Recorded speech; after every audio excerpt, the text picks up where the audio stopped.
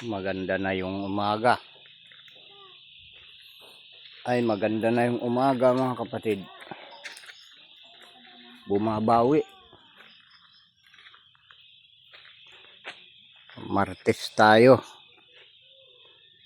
At pizza 19 na tayo ngayon mga kapatid. Anong oras na ba? Hindi ko makita.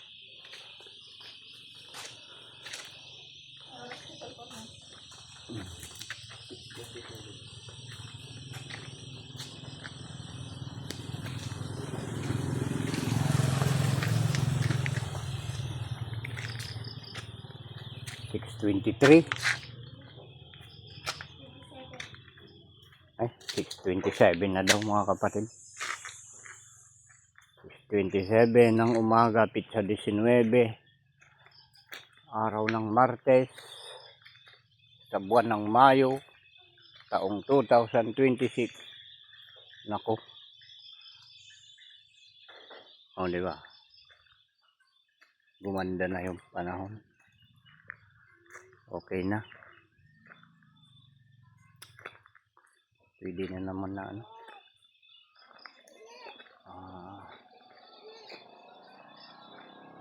Pasimple-simple na naman ang kilos. Pwede na naman. Pag yung panahon kasi medyo ano, makulimlim, makasimangot. Aba talaga namang kahit nang hihina ka pakiramdam mo malakas ka. Dahil yung mga bagay na ayaw mong mabasa, ba talagang kan nagsisikapan mong malagyan ng ano, silungan para huwag masira kagaya ng mais ba mga kapatid. At ang resulta nun, kapag nagawa mo na, ayun, sakit yung katawan, hina ka ngayon. Kaya pagka minsan nagkakasakit nga ang tao sa ganong sitwasyon ng panahon mga kapatid. Imbis na sinisimplihan mo lang ang kilos at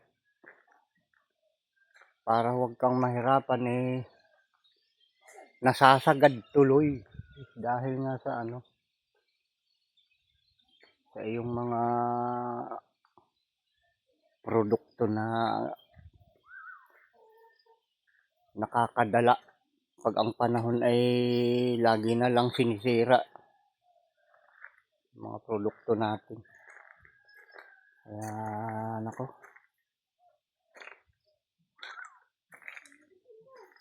sa atin na nahihirapan sa pang-araw-araw na pamumuhay, automatic apektadong mabuti ng ano, panahon. Nakakadala na yung lagi ka na lang nasisiraan ng ano, produkto. Siyang inaasahan mo na pagkukunan mo ng mga pangailangan mo sa araw-araw, lalo na kung may pinapag-aral ka, diba? Imbis na meron kang gagamitin, sisirain ng panahon.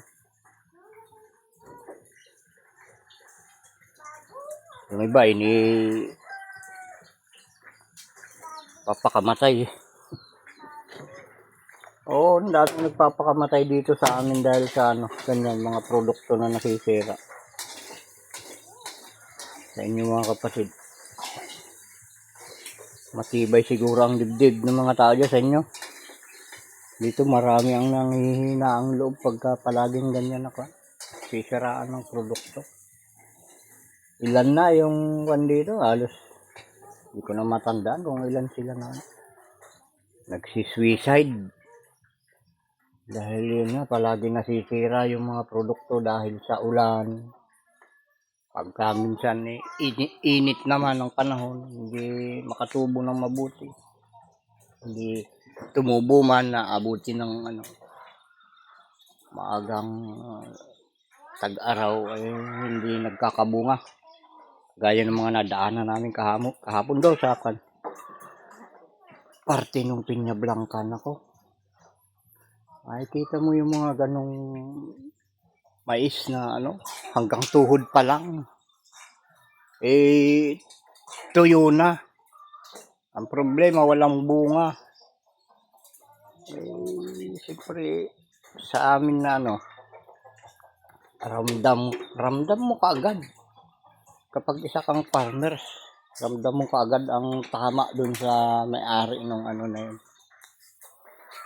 Nung mais na yun. Ay, lahat binibili mo Lahat ng kailangan ng mais ay tinanim mo. Abo lang. Binhi. Mga tao na magtatanim.